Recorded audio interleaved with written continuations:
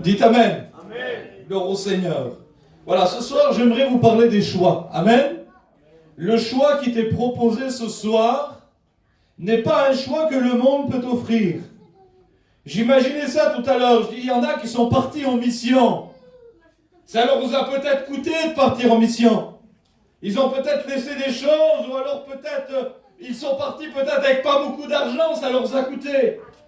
Mais il y avait un choix devant eux, et puis ils ont pris, je pense, de tout mon cœur, le meilleur choix. Amen.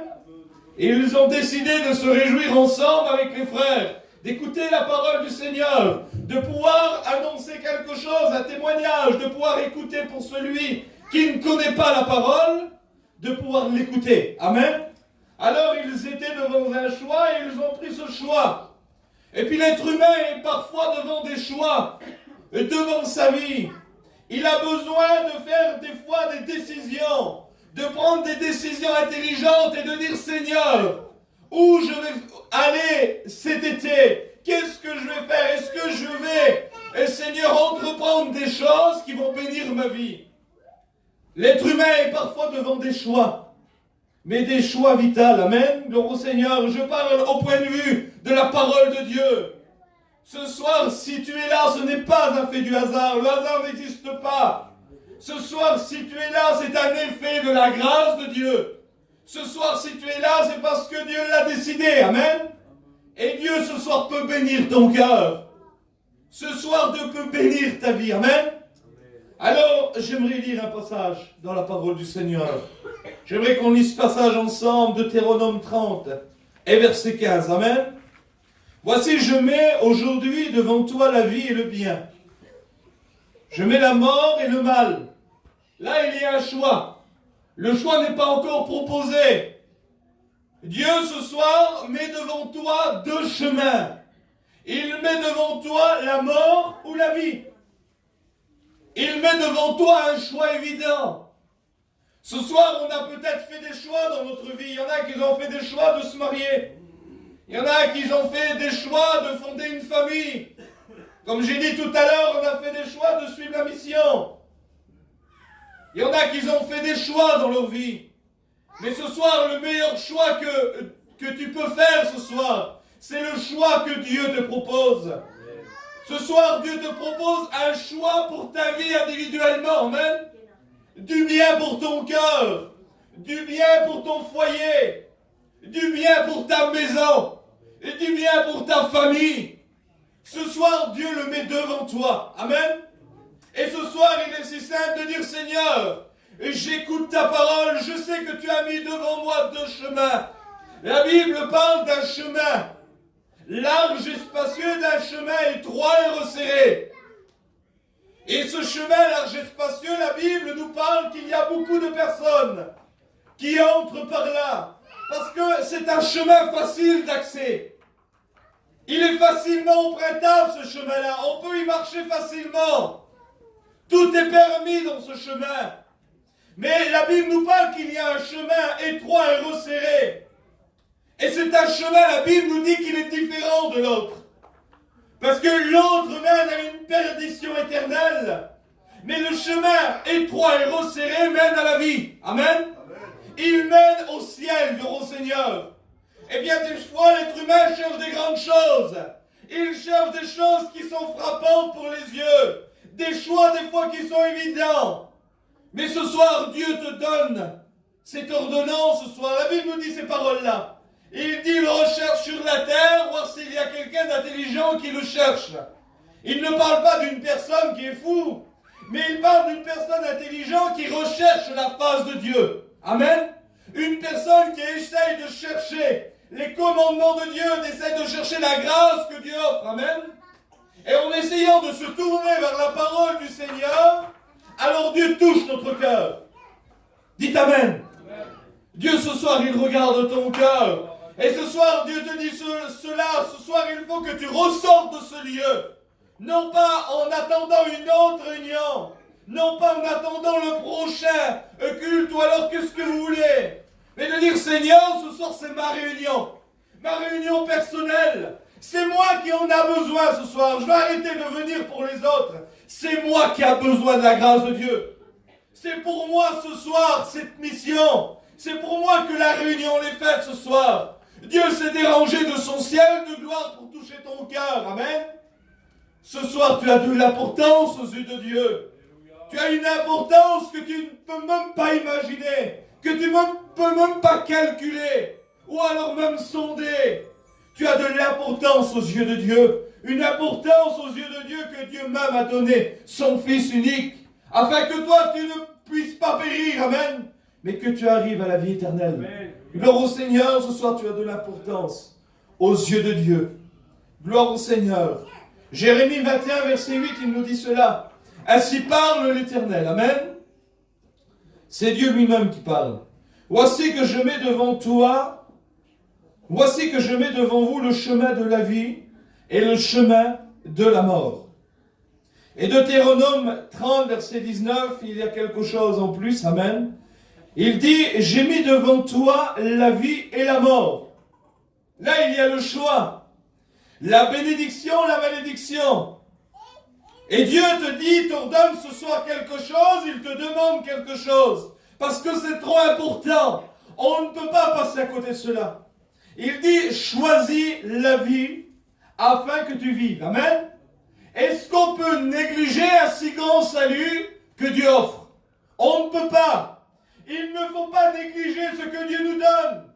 Il y a des personnes pendant des années, des centaines et des centaines de réunions, aujourd'hui ils ne sont pas encore chrétiens. J'aimerais te poser cette question ce soir, qu'est-ce que tu attends pour choisir la vie? Dieu ne te demande pas des choses que tu ne peux pas faire. Dieu te demande quelque chose de simple. Il te demande d'ouvrir ton cœur et de donner ton cœur à Dieu. Il te demande de choisir la vie.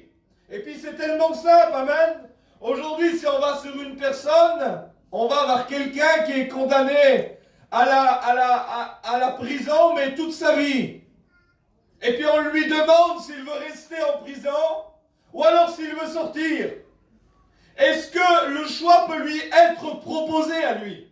Est-ce que tu veux continuer à vivre toute ta vie dans une cellule, privé de toute chose, privé de ta liberté? Quelque chose qui mesure peut-être 6 mètres sur 5 mètres, je ne sais pas. Mais quelque chose qui le prive de sa liberté. Et puis de sortir de là, l'autre choix est de vivre une vie libérée. Une vie réellement libre. Amen. C'est quelque chose que le prisonnier, je pense que le prisonnier va même pas calculer. Il va dire de suite, il va sauter sur la liberté. Eh bien, Dieu te demande cela ce soir. Veux-tu continuer à vivre dans ton péché? Veux-tu continuer à vivre ta vie comme bon te semble? Comme toi tu as décidé? Un destin comme tu l'as décidé? Un futur comme tu l'as décidé? Avec tel projet? Avec peut-être l'année prochaine, décider de gagner beaucoup d'argent, je ne sais pas. Dieu te demande ce soir de lui donner ton cœur. Dieu te demande ce soir de lui ouvrir ton cœur à travers la prédication. Et Dieu est capable de te libérer. Sur ce chemin étroit, Dieu est capable de libérer ta vie. Dieu est capable de faire tomber tes chaînes. Dieu est capable de briser tout ce qui te tient lié dans le monde. Amen. Et ça, c'est l'expérience avec Dieu. Vous savez, quand on se donne à Dieu, il faut toujours faire une expérience avec lui. Parce que Dieu demande cela de lui. Il demande de le mettre à l'épreuve. Amen. Et il est bon de mettre Dieu à l'épreuve. Et à chaque fois qu'on demande à Dieu, quand on ne le connaît pas, quand on met Dieu à l'épreuve, de dire Seigneur, si tu es vivant, délivre-moi. Si tu es vivant, Seigneur, enlève tout ce qui ne va pas dans ma vie. Le Seigneur le fera. Amen. La Bible nous dit que lui est capable de te donner au-delà de ce que tu penses, au-delà de ce que tu peux imaginer. Ton intelligence est trop faible pour calculer ce que Dieu peut te donner. Dieu est capable de te donner au-delà de ce que tu as imaginé. Des fois, on voit les autres chrétiens. Des fois, on a calculé peut-être une petite vie paisible, des fois chrétienne. Des fois, on n'a pas calculé que Dieu va nous bénir à un degré au-delà. Amen. J'aimerais vous donner une expérience. Amen. Vous savez, il y a quelques temps de cela, j'avais été en Grèce avec des copains. Et puis j'ai imaginé enfin plutôt réalisé quelque chose. On était devant cette prison où il y avait Paul et Silas. Et puis j'imaginais quelque chose. J'ai Seigneur, c'est des frères qu'ils ont été prêcher l'évangile. La première chrétienne d'Europe, ça avait été Lydie. C'était une femme. Puis elle était là au bord de l'eau, sûrement qu'elle lavait son linge. Elle était au bord de l'eau, Paul lui parle, la Bible nous dit que Dieu ouvre son cœur afin qu'elle puisse l'accepter. Et Lydie reçoit le Seigneur avec joie, avec simplicité de cœur. Amen. Dieu bénit toujours quand on est simple, il ne faut pas se compliquer. Amen. Si tu te compliques ce soir, Dieu ne pourra pas toucher ton cœur. Ne te complique pas, laisse Dieu rentrer dans ton cœur. Amen. Et puis il y a Paul et Silas sont mis en prison. Vous connaissez l'histoire. Parce qu'ils prêchaient l'évangile, parce qu'il se passait des choses merveilleuses. Alors Paul et Silas sont jetés en prison. Mais rien ne les arrête, même qu'ils sont en prison. Ils chantent des cantiques et ils prient le Seigneur. Amen. Même qu'ils sont roués de coups, ils prient le Seigneur et ils chantent des louanges à la gloire de Dieu. Et des fois, on peut se dire, c'est impensable. Des fois, des tribulations surviennent et on n'est pas tout à fait nous-mêmes. Mais là, même qu'ils étaient roués de coups, ils louaient et ils chantaient des louanges à Dieu. Et je réalisais quelque chose. J'ai Seigneur, quand tu es venu dans cette prison, quand les fondements de la prison ont tremblé, peut-être les prisonniers se sont posés des questions, peut-être on peut dire, aussitôt les pensées ne viennent pas à Dieu. Peut-être qu'il y a eu un tremblement de terre. Peut-être qu'il y a eu une catastrophe naturelle, quelque chose qui s'est produit. Et ensuite, la Bible nous dit que les portes sont ouvertes. Et on peut encore calculer, nous qui ne connaissons pas Dieu, de dire c'est à cause du tremblement de terre que les portes sont ouvertes. Mais Dieu va plus loin. La Bible nous dit que les chaînes se brisent. Amen. Les chaînes se brisent. Ça veut dire que la liberté était pour les prisonniers. Et puis, j'ai été dans cette prison, et c'était une prison très grande. Il y avait peut-être des dizaines, même des centaines de prisonniers. Et puis, la liberté leur était offerte. La liberté leur était offerte. Et nous voyons le geôlier qui veut se donner la mort. Quand le geôlier voit tous ces portes ouvertes, quand il voit tous ces prisonniers libres de leur choix, libres de sortir de la prison, ils auraient pu très bien sortir de la prison. Mais quand le geôlier avait une charge autrefois de garder les prisonniers, il fallait qu'il garde les prisonniers. Si un seul prisonnier sortait de prison, alors le geôlier voyait toute sa famille être mise à mort avant lui. Et c'est pour ça que le geôlier veut se donner la mort avant, pour ne pas voir sa famille souffrir. Mais il y a un miracle extraordinaire, et c'est là que j'ai calculé. Seigneur, il fallait que Dieu puisse convertir les prisonniers. Parce que la Bible nous dit que Paul dit ces paroles-là. Il dit ne te fais aucun mal, car nous sommes tous ici. Alors tous les prisonniers n'ont pas sorti de prison. Parce que Dieu a fait au-delà de ce qu'ils pensaient. Dieu a ouvert les portes, il a fait trembler les fondements. Il les a déliés, amen. Mais Dieu aussi touché leur cœur. Parce que si Dieu n'aurait pas touché leur cœur, quelqu'un qui est dans le monde, Dieu ne touche pas son cœur. Il n'a que faire de l'autre.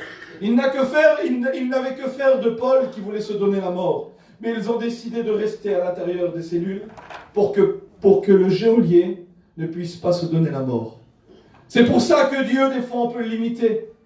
On peut calculer des fois des choses que Dieu va faire.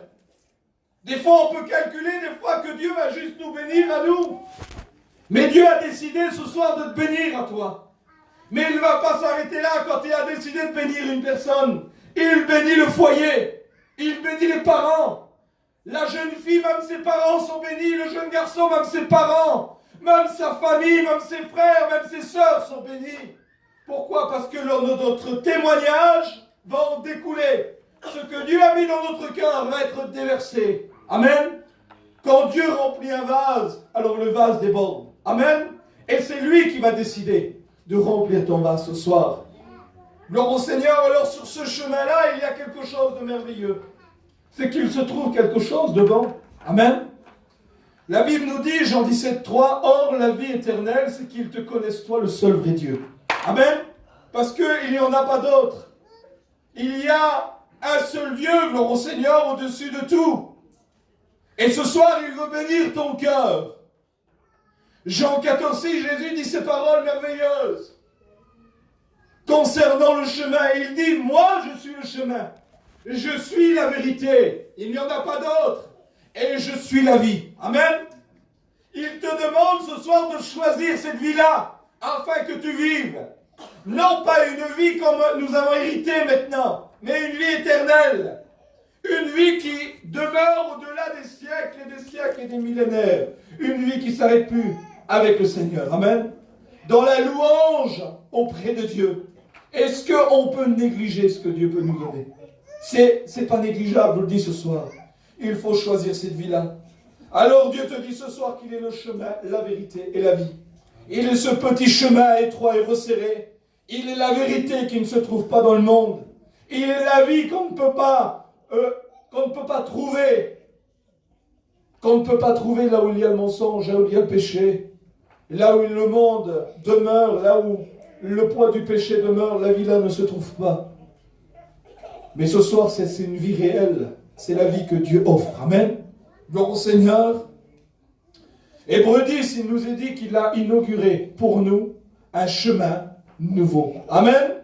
Ce soir, il a inauguré pour toi un chemin nouveau.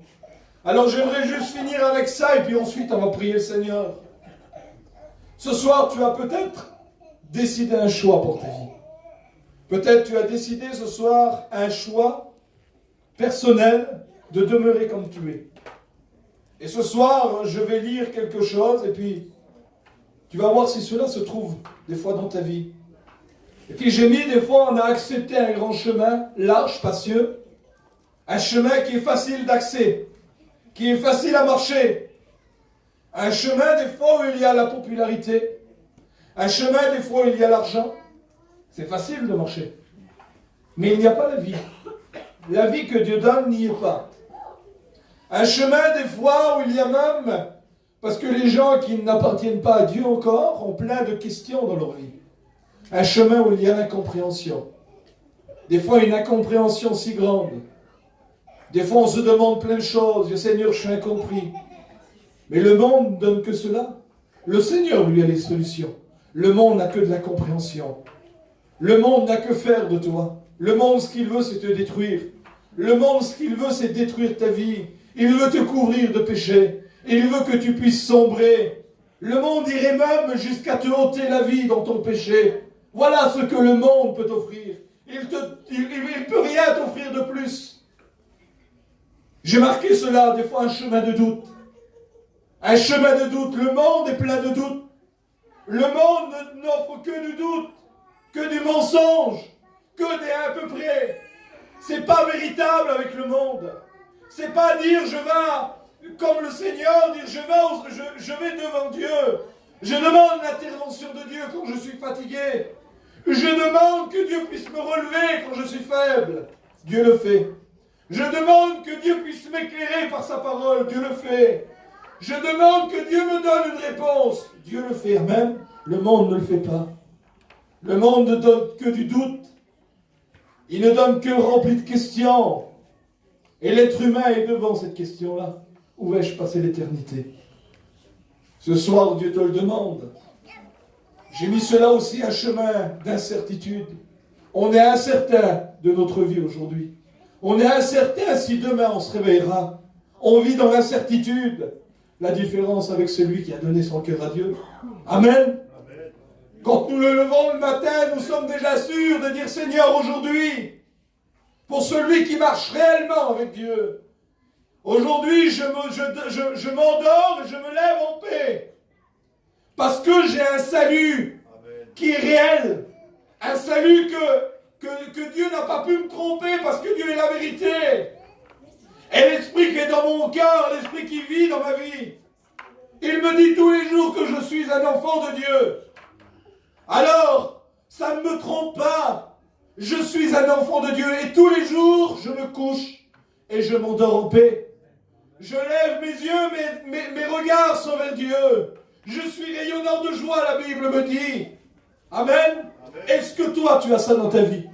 Est-ce que tu as de la certitude ou de l'incertitude dans ton cœur? Une vie sans Dieu, c'est rempli d'incertitude. Incertain que demain, on va se réveiller. Incertain que demain, on va entreprendre des choses. Un chrétien, s'il quitte la terre, il part au ciel. Amen. Il y a deux chemins. Le chemin qui mène à la vie et le chemin qui mène à la mort. Peut-être tu es rempli sur ce chemin-là de désespoir. Puis c'est sûr, sans Dieu, il y a du désespoir.